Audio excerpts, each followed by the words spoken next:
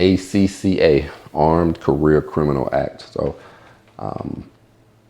this video here is I'm gonna talk a little bit about what it is, and the big thing here is the Goodman case. So if you or you know anybody who's been sentenced under the Armed Career Criminal Act, that is basically that's an enhancement, federal enhancement for sentencing, and basically what it says is if you have 3 previous felons that have to meet a certain criteria, serious felonies or such, if you have 3 of those, that you can now, if you're found guilty of your current offense, basically your minimum you can get is 15 years in prison. So, this is how some of the stuff you hear about here. You got caught with 1 bullet and you got 15 years. Well, this is one of these enhancements that can do that. Armed Career Criminal Act, the ACCA.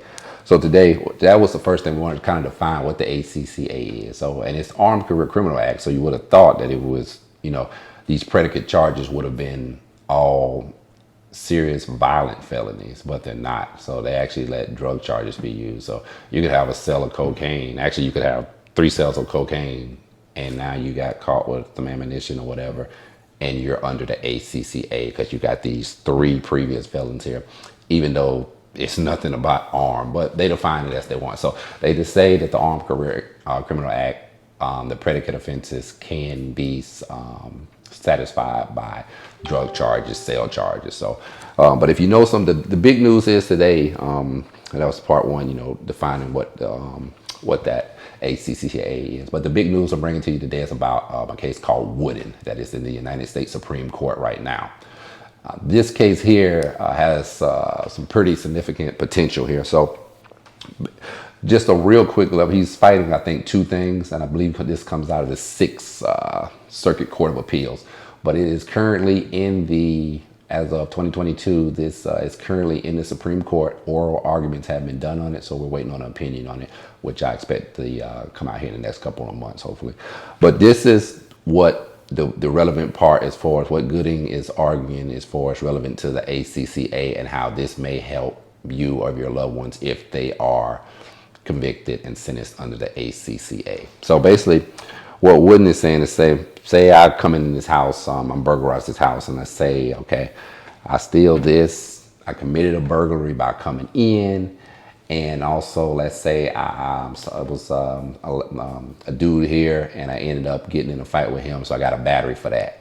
So I got like 3 different charges there. Stealing this, breaking and entering into the house, battery on what you call it, and let's just say I had a gun with me or something else, and I was a convicted felon, so I got possession of a firearm by a felon. So all that happens in 1 day.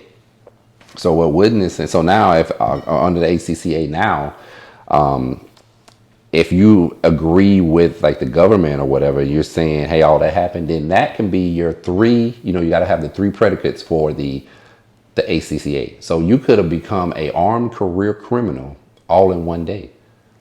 You know what I mean? Like because those are 3 different charges. So if under one interpretation of this, probably the government's is you did that. Okay, now you caught one other charge later. You got sentenced for all that stuff. That was 4 different charges. Now you get caught with some bullets in your house or a gun in your house, or whatever. This is your next offense. Now you're facing the 15 years because you got 3 previous serious felons here under the ACCA, and it's a minimum of 15. Maybe more than that, but a minimum of 15. So what Wooden is saying, and what I agree with, you can't make them all 3 separate offenses as far as the ACCA. So if I come in here and I do 3 or 4 different things or 3 or 4 different crimes, it's all in like the same time frame. According to the government, I can be next time I get in trouble, I'm a career criminal, all from 1 night, 1 episode of stuff that happened. So this is what Wooden is fighting. He's saying he did some burglaries, I think, and he burglarized like 10 different locations. They were all like close together, but 10 different, I think they were storage facilities. So under the government thing, they use each one as a different predicate offense. And under that, again, you're able now, next time you get in trouble, you became an armed career criminal because of that. I don't think that's what the Congress meant when they wrote the law. And I don't think, I'm hoping the Supreme Court is going to say no. I'm hoping the